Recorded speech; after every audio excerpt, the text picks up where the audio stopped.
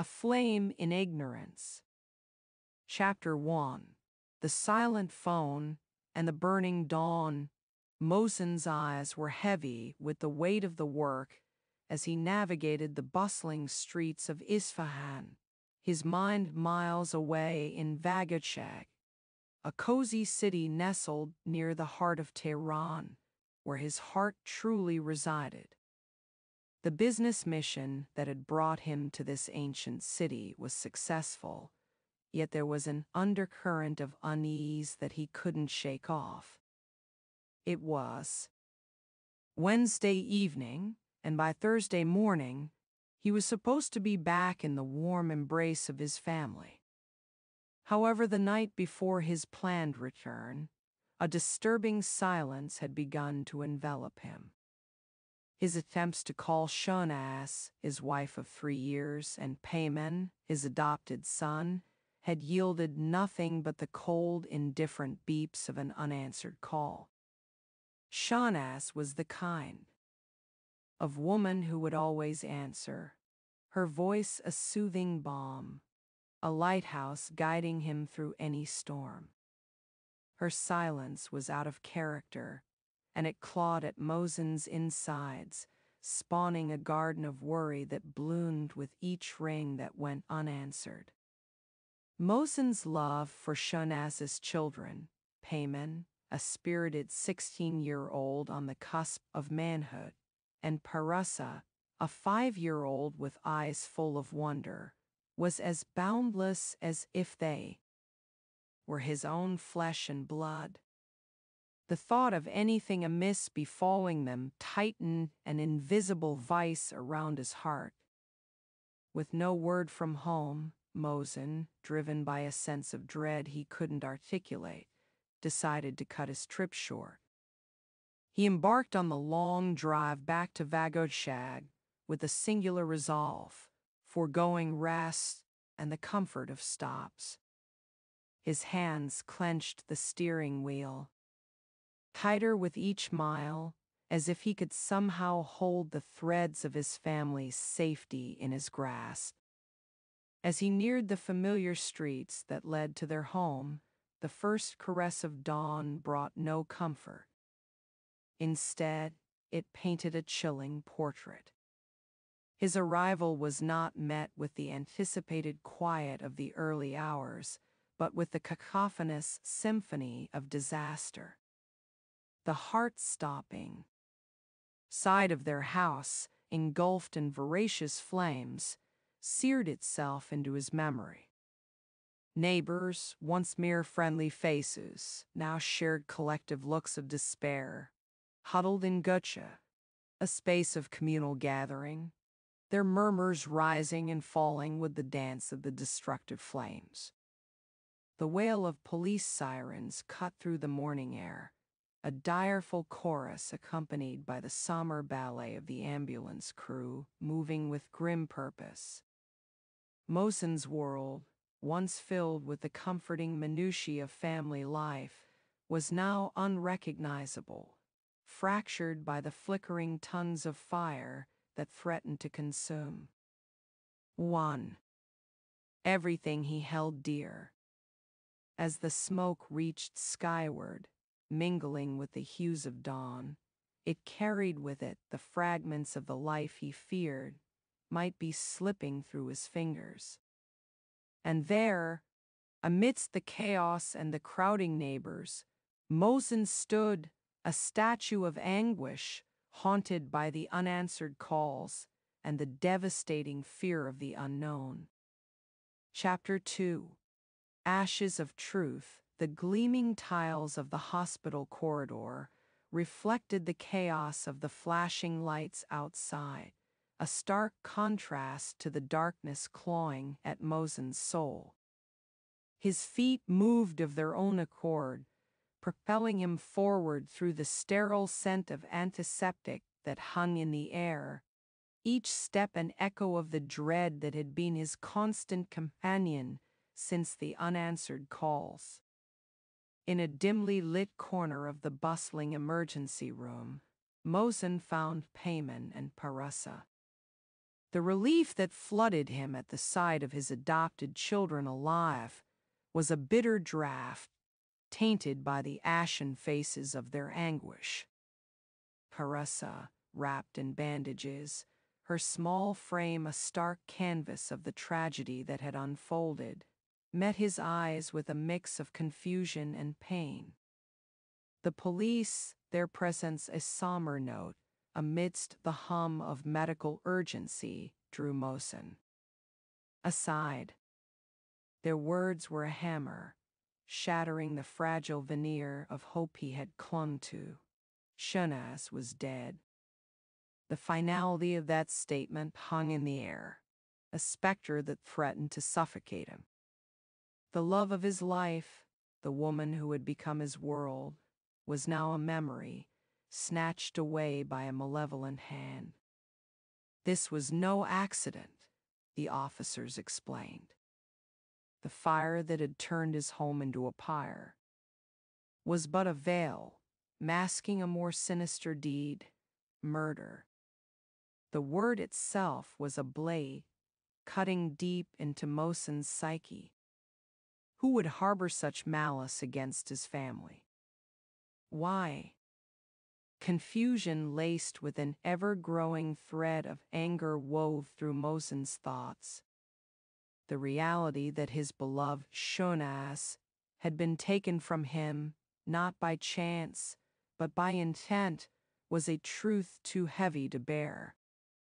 The police, with their measured tones and questions that scratched at the raw edges of his shock, were methodical in their investigation. They peeled back the layers of his life, searching for motives, for enemies, for any thread that might lead to the architect of his despair. But Mosen was adrift, a ship lost at sea in a storm of grief and disbelief.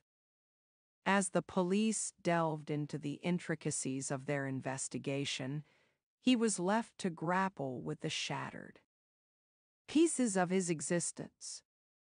The future, once a canvas of shared dreams with Shonas and their children, now loomed before him as a chasm of uncertainty and fear.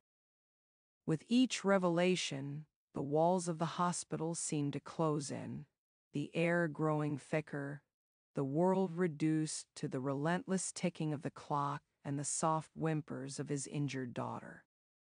The night had been robbed of its stars, and Mosen found himself in the suffocating grip of night's darkest hour, where hope was but a flicker struggling against the overwhelming tide of despair.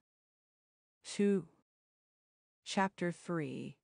Amidst the flames of loss in the pallid light of the hospital room, the harsh beeps of the monitors punctuated a reality too cruel to bear. Mosen, his face a roadmap of sorrow, approached the bed where Paressa lay. Her tiny form seemed even smaller amidst the tangle of white sheets and bandages. His heart ached as he kissed her forehead, a silent promise of protection passing from his lips to her soul. Payman stood, a young man thrust too early into the jaws of adulthood, his eyes a well of unshed tears and unspoken fears. As Mosen wrapped his arms around him, a fragile semblance of a father's embrace, the words that had to fight their way past the lump in his throat were simple yet weighted with a sea of meaning. You will always be my children, and I will never leave you alone. The story that Payman recounted was a tapestry of nightmares. He spoke of a night disrupted by an ominous presence, a masked man whose intentions were as obscured as his face. In the half-light of the corridor, an object had fallen, an eye, symbol of vision, now a harbinger of blindness to the ensuing horror. Payman had acted with instinct, his own fear a secondary thrall to the urgency to protect, to confront the intruder. The stranger, startled by the boy's courage, had fled into the suffocating night. Haman's recollection trembled as he described the inferno that had claimed his mother's room. The flames, hungry and indiscriminate, had not touched the truth that lay evident before him. His mother, Shonas, had already been claimed by a fate far darker than the fire. A choice, cruel and immediate, had presented itself: to attempt a futile rescue of his deceased mother, or to save his living sister from the jaws of death. His decision had been a testament to a courage far beyond his years. The blaze had been a ravenous beast, and escaping its fury had been a perilous feat. But even after ensuring his sister's safety, Haman's thoughts had flown to another life, their beloved parrot. Despite his own burns, despite the heat that threatened to consume all, he had plunged back into the fiery maw to emerge with the cage in hand. His actions spoke of a spirit unyielding, even as his body bore the brutal testament of the flames.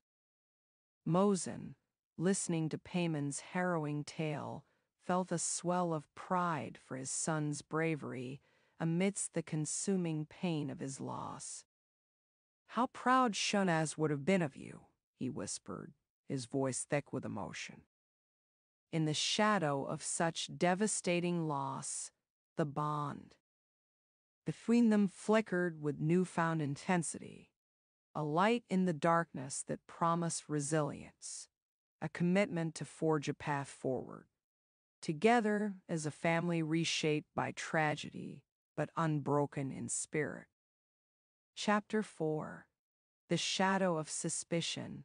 The walls of the police station were close and unforgiving, a stark canvas for the play of emotions that flickered across Mosen's features.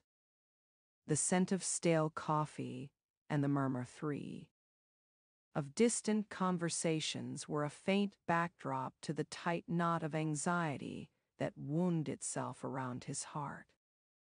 Haman, sitting across from him, his face drawn with fatigue, mirrored his distress. Each question from the police was like a stone dropped into the still waters of their shared turmoil. Mosen was frayed at the edges, the strain of the ordeal pressing down on him. He longed to whisk Haman and Parissa away to the comforting sanctuary of his mother's home, to give them respite from the relentless probing. The hospital had discharged them, their bodies deemed well enough to leave, but the scars that ran deeper than skin remained untended. The police, diligent in their quest for truth, were unrelenting.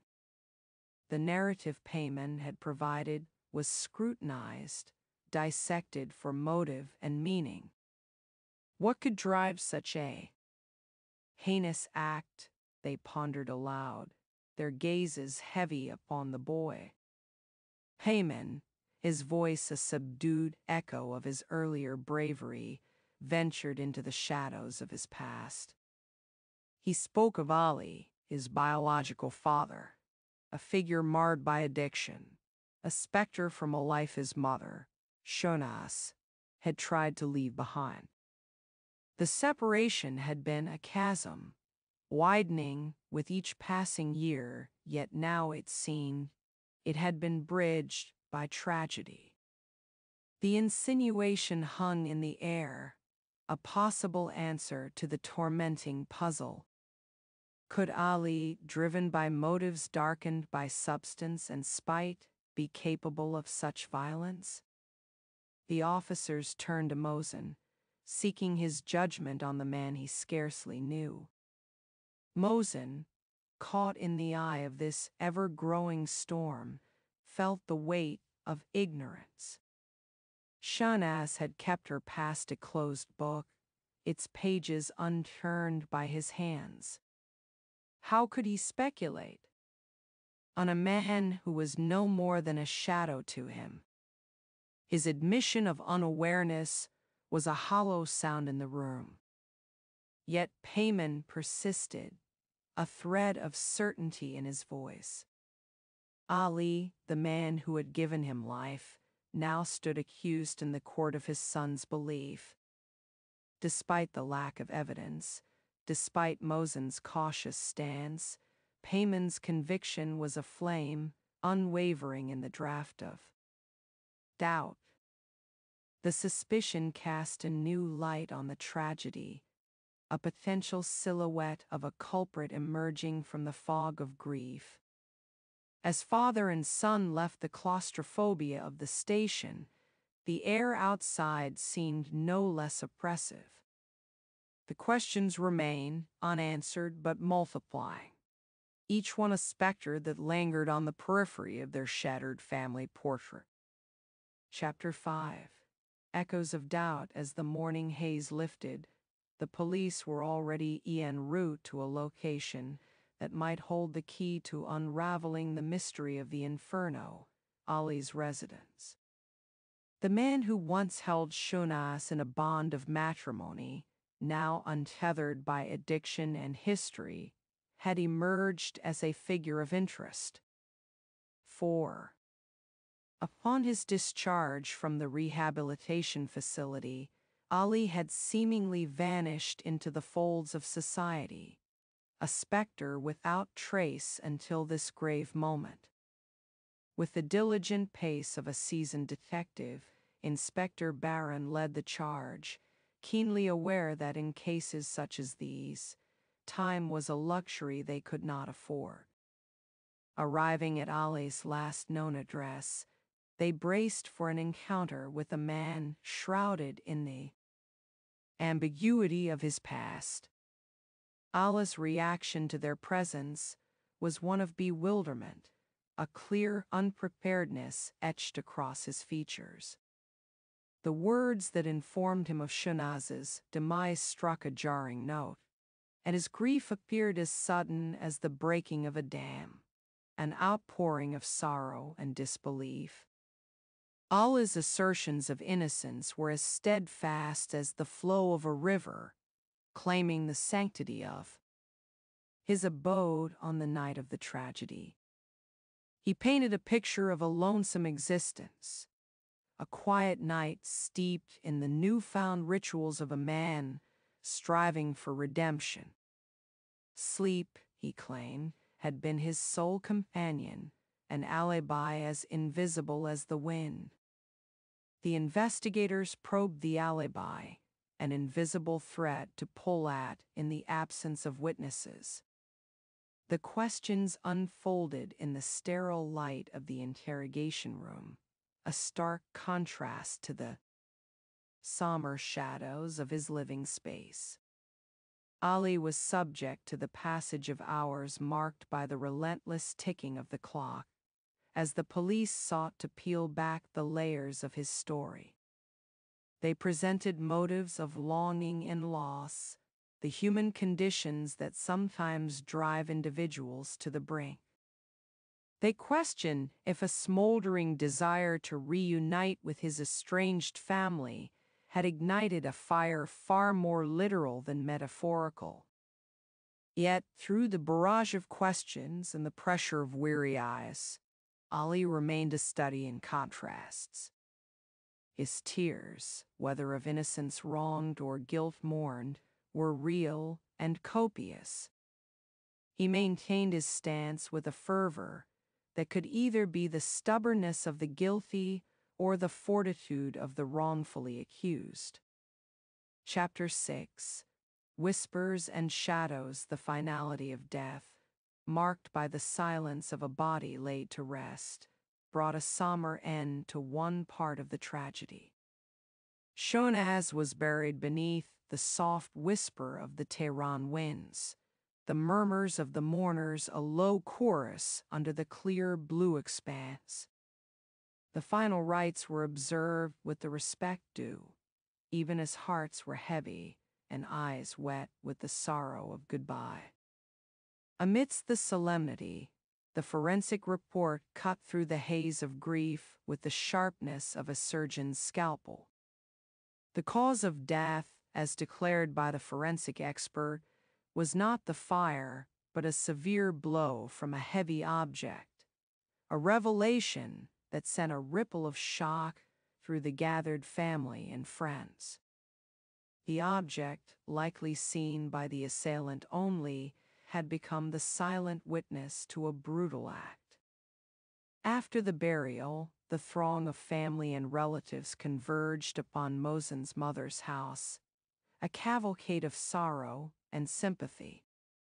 Little Paressa, her world upended, her skin marred by the fire's cruel kiss, wept with an innocence torn apart too early. Mosen's mother, a matriarch in her own right, struggled with her own complex emotions while trying to soothe her granddaughter. Haman, the boy who had faced down flames to save his sister, found himself an island amidst the sea of mourners. Mosen's mother's disapproving distance was a barrier not breached, her discomfort with the adopted grandson an unspoken schism that widened in the face of tragedy. As night draped its veil over the city and the lasts of the visitors retreated to their own lives, the family settled in the dim glow of the living room, a silent vigil in front of the television's flickering light. It was in this quiet moment that the parrot, previously muted by the day's commotion, found its voice. The bird, mimicking the cadence and tone of Shanaz's voice, pierced the heavy air with a phrase that seemed to come from beyond the grave: "You are a piece of garbage." The repetition was eerie, a ghostly echo resonating in the room, leaving a trail of discomfort in its wake. Mosen's mother, her features briefly contorting into a meaningful smile, seemed to harbor a secret understanding of the parrot's words. Mosen, disturbed by the parrot's unsettling performance, moved to cover the cage, hoping to quiet the macabre repetition and preserve the sanctity of their mourning. In that shadowed room, the words hung like a specter, a harbinger of secrets yet to be uncovered, and truths that lay buried deeper than the grave itself. Chapter 7. Shadows over Cheshmahali. In the wake of the tragedy, a blanket of silence had settled over Cheshmahali, a once vibrant suburb on the outskirts of Tehran. The initial flurry of police activity had given way to a haunting stillness. Every lead had been chased, every neighbor's account had been recorded, yet the investigation had borne no fruit. The case, much like the autumn leaves that now lay forgotten on the sidewalks, had grown cold. Ali remained the fulcrum of suspicion. The community whispered his name alongside words like revenge and jealousy, painting him as a man whose love had curdled into something sinister. But whispers were not evidence, and the hard facts the police so desperately needed continued to elude them. The investigator in charge, a man who carried the burden of unsolved cases in the lines of his face, felt a familiar gnaw of frustration. He had seen cases slip into the abyss of the unsolved before, but refused to let Shonaz's story end as a mere statistic. Despite the stone wall they faced, he wouldn't shake the conviction that somewhere within the tangle of dead ends and red herrings lay the thread of truth. 6. The investigation teetered on the brink of becoming yet another cold case, its leads exhausted, and its trail growing ever more frigid when an unforeseen development stirred the waters. Into the dimly lit precinct of the police station walked an elderly woman, her gait slow, but her eyes alight with purpose. With a voice tinged with the weight of untold secrets, she declared to the attending officer, "I have something to say that could change the course of everything." Her arrival promised a flicker of hope, a potential key that could unlock the shrouded mystery that had thus far confounded the police. Chapter 8. The accusation. The precinct buzzed with the low hum of daily grind when she arrived. The woman, though aged, exuded a sense of poise and respectability, her attire neat, her demeanor composed. She introduced herself to the officer on duty as Sohaila, a former educator now living out her retirement years in quietude. Yet, it was not for a tranquil visit that she had come to the station. She bore information that could potentially shatter the stillness that had settled over the case. Requesting a meeting with the detective in charge, Sohaila revealed her connection to the victim. She lived next door to Shunaz, a proximity that had granted her an observational window into the rhythms of her neighbor's life. At the time of the catastrophe, she had been absent, traveling to spend time with her offspring, only to return to the news of the calamity that had struck next door. Her insights, she believed, were pivotal. Upon learning of the inferno and the tragedy woven within its flames, a suspect had crystallized in her mind. With a solemn gaze that seemed to look through the walls of the interrogation room and into the past, she uttered a statement that hung heavy in the air. Shunaz was consumed by a fire, she said, but it was not just any fire. It was the fire of negligence. Her next words were laden with grim certainty. The architect of this tragedy is none other than Shonaz's own son, Payman, she declared. The accusation was stark, laying bare a new, chilling dimension to the narrative that had so far been unfolding. It was a claim that, if true, would turn the tides of the investigation and cast a shadow over what had seemed like an act of youthful heroism. Chapter 9. Sohaila's testimony. Sohaila leaned forward, her voice steady despite the gravity of her words. A long-time neighbor and confidante of Shunaz, she had been privy to the hidden currents of turmoil swirling beneath the veneer of an ordinary family. Her closeness to the family painted her insights in stark, vivid strokes. 7 years ago, Sohaila recounted, unsettling behaviors had begun to manifest in Payman. The reports from his school painted a portrait of a boy who grappled with violence and social isolation. Shonaz, however, refused to acknowledge these red flags, desperately clutching at the hope that it was merely a phase.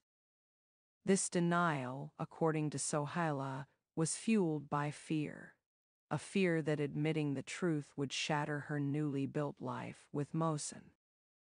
Payman had a penchant for cruelty, even towards animals, Sohaila said with a sigh.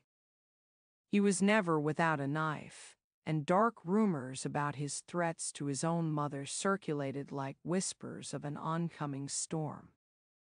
Her revelations grew darker still. Payman, she said, found a grim fascination with violent imagery, spending hours ensconced in the digital realms where brutality reigned supreme.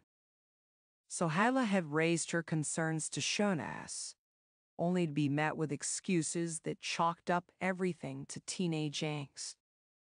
But Shunaz was not grounded in reality, Sohaila continued, her expression turning somber.